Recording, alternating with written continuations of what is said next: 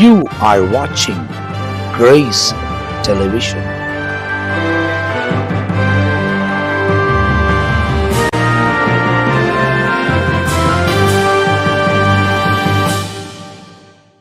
இயேசு கிறிஸ்து நாமத்தில் உங்கள் யாவருக்கும் அன்பின் வாழ்த்துக்கள். மறுபடியுமாய் இயேசுவோடு பேசுகிற நிகழ்ச்சியில் உங்களை சந்திப்பதில் மிகுந்த மகிழ்ச்சியாக இருக்கிறான். கர்த்தர் நம்மை ஆசீர்வதித்து நடத்துகிற தேவனாக இருக்கிறார். கர்த்தருடைய பெரிதான கிருபையில் நாம் இந்த கடைசி நாட்களில் வாழ்ந்து கொண்டு இருக்கிறோம்.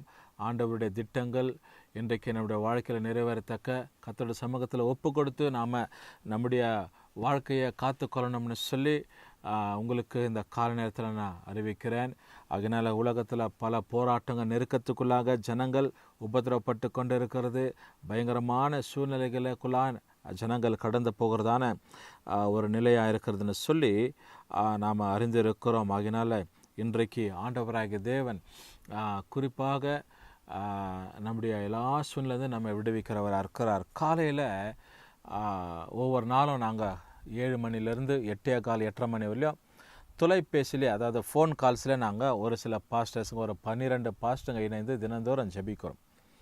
அப்போ ஒரு குறிப்பிட்ட பாஸ்டர் ஒரு திடுக்கிடும் தகவல்களை அவர் என்னிடத்தில் பகிர்ந்து கொண்டார். என்ன அப்படின்னா, ஜெப குறிப்புக்காக ஜெபிக்கணும்னு சரி, அந்த குறிப்புக்கு நான் தான் ஜெபித்தேன்.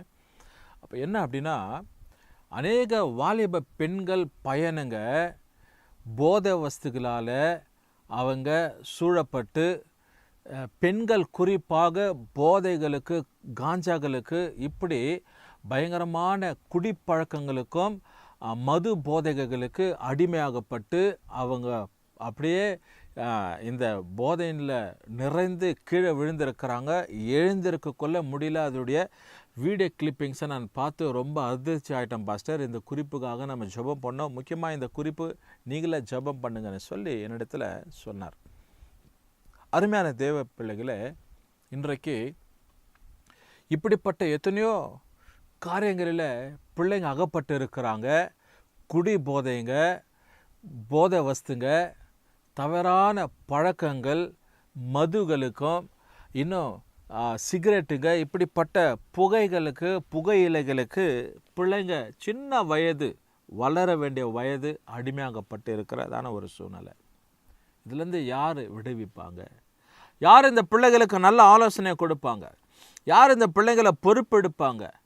எந்த இடத்துல இந்த பிள்ளைகளுக்கு நல்ல ஒரு ஆலோசனை இருக்கும் அப்படின்னு சொல்லி அலசி ஆராய்ந்து பார்க்கும்போது, உலகத்தில் எல்லாரும் தவறு பண்ணுகிற இப்படிப்பட்ட ஒரு சூழ்நிலை, யாரோ 1% தான் எந்த தவறு பழக்கங்கள் இல்லாதபடிக்கு வாழ்கிறதான ஒரு சூழ்நிலை.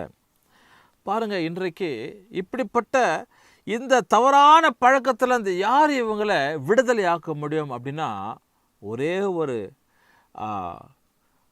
நபரை நாம் சொல்ல முடியும். யாருன்னா, இயேசு கிறிஸ்து என்ற தெய்வம் ஒருவர் தான் இந்த பிள்ளைங்களை இப்படிப்பட்ட மரண தருவாயிலிருந்து, நெருக்கப்படுகிற சூழ்நிலையிலிருந்து விடுதலை கொடுக்க முடியும். இன்றைக்கு 34வது சங்கீதத்தில் ஒரு வசனத்தை நான் உங்களுக்காக வாசிக்கிறேன். 4வது வசனம் சொல்லப்படுது. Book of Psalms 34 verses 4. David writes like this here. பாருங்கள், உங்களுக்காக நான் வாசிக்கிறேன்.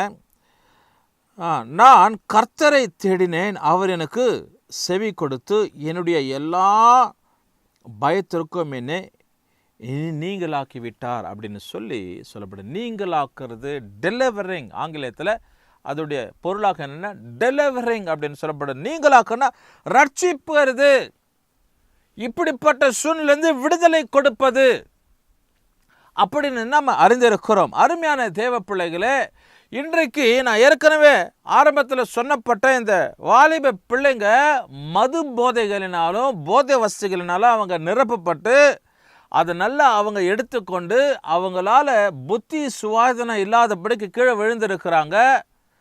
எழுந்திருச்சு நடக்க முடியல, அவங்க ட்ராவல் பண்ணும்போது உட்கார எழும்பி நிற்கவே முடியல. அப்படிப்பட்ட அந்த கிளிப்பிங்ஸுங்க பார்க்கும்போது ரொம்ப மனக்கவலையாய் வேதனையாக இருக்குதுன்னு சொல்லி அந்த அருமையான போதகர் என்னிடத்தில் பகிர்ந்து கொண்டார். இன்றைக்கி இப்படிப்பட்டதான சூழ்நிலை யார் விடுவிக்க முடியும்? யார் நீங்களாக்க முடியும்? Who can save from the trap of this snatches? இப்படிப்பட்ட காரியங்களிலிருந்து யார் இந்த பிள்ளைகளை விடுதலையாக்க முடியும்? எனக்கு அருமையான தேவ சொன்னமே, இங்க தாவீது எழுதுகிறாரு, நான் கர்த்தரை தேடினேன், அவர் எனக்கு செவி கொடுத்தார்னு சொல்லி. ஒருவேளை இந்த பிள்ளைங்க மனம் திரும்பி ஆண்டவரை தேடுவார்களானால், கர்த்தரை தேடுவார்களானால், தேவனுக்கு இடம் கொடுப்பார்களானால், ஒரு மனம் மாற்றுதல் அவர்களுக்குள்ளாக உண்டாகும். Definitely they will have a recompensation. Definitely they will have been great deliverance in their life. அவங்க வாழ்க்கையில ஒரு பெரிய மாற்றங்கள் ஏற்படும் என்று சொல்லி நான் விசுவாசிக்கிறேன். Only God can save, only God can deliver, only God can bring those people out of those snatches and the bigger sin in their life. My dear brothers and sisters, those are listening these words, இந்த கால நேரத்தில் இந்த வார்த்தைகளை கேட்டுக்கொண்டிருக்கிற தேவ பிள்ளைகளை, ஒருவேளை நம்ம குடும்பத்தில், நம்முடைய சமுதாயத்தில் நமக்கு தெரிஞ்சவங்க பிள்ளைங்க இப்படிப்பட்ட நிலைமையில இருக்குவார்களானால், இந்த மரண சரீரத்திலிருந்து யார் அவர்களை விடுதலை ஆக்குவார்கள்? யார் இப்படிப்பட்ட நிலைமையிலிருந்து அவர்களை விடுதலை ஆக்க முடியும்? யார் அவர்களுக்காக ஜெபிக்க முடியும்? யார் அவர்களுக்காக போராட முடியும்?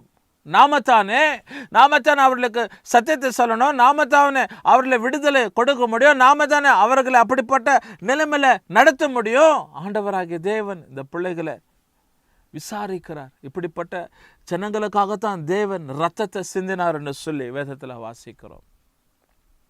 பாழாய் போய்கொண்டிருக்கிற உலகங்கள், எங்க பார்த்தாலும் களியாட்டங்கள், எங்க பார்த்தாலும் பயங்கரமான சூழ்நிலைங்க, எங்க பார்த்தாலும் ஜனங்க அப்படியே மாண்டு மடிகிறதும், இந்த வேதனைக்குரியதான ஒரு சம்பவங்கள், குடிப்பழக்கங்கள், களவுங்க, திருடுங்க, பயங்கரமான சூழ்நிலை இன்னைக்கு போய்கொண்டு இருக்கிறதான எத்தனையோ குடும்பங்களில் பெற்றோருங்க வெளியில தலை காண்பிக்க முடியாத அவல நிலைமையில வாழ்ந்து கொண்டு இருக்கிறாங்க. இன்னைக்கு இப்படிப்பட்ட வாலிபர்களுக்கு நாம தான் ஜெபிக்கணும், நாம தான் பொறுப்பாளிங்க, நாம தான் கடனாளிகளாக இருக்கிறோம், நாம தான் இதை இனிஷியேட் பண்ணி ஆண்டவர் சமூகத்தில் பரிந்து பேசணும் இவர்களுக்காக. Only God can deliver them from all type of this situation. இப்படிப்பட்ட சூழ்நிலை தேவன் ஒருவர் தான் அவங்களை விடுதலை ஆக்க முடியும். தாவீது சொல்லுகிறாருங்க, நான் கர்த்தரை தேடினேன், அவர் எனக்கு செவி கொடுத்து என்னுடைய எல்லா பயத்திற்கும் என்னை நீங்களாக்கி விட்டார்னு சொல்லி. தேவனை சார்ந்து இருக்கும்போது ஆண்டவர் இப்படிப்பட்ட எல்லா அவல நிலைமையிலிருந்து கர்த்தர் ரட்சிக்கிறவராக இருக்கிறார். கர்த்தர் இந்த பிள்ளைகளுக்கு விடுதலை கொடுக்கிறவராக இருக்கிறார். கர்த்தர் இந்த பிள்ளைகளை பாதுகாக்கிறவராக இருக்கிறார்.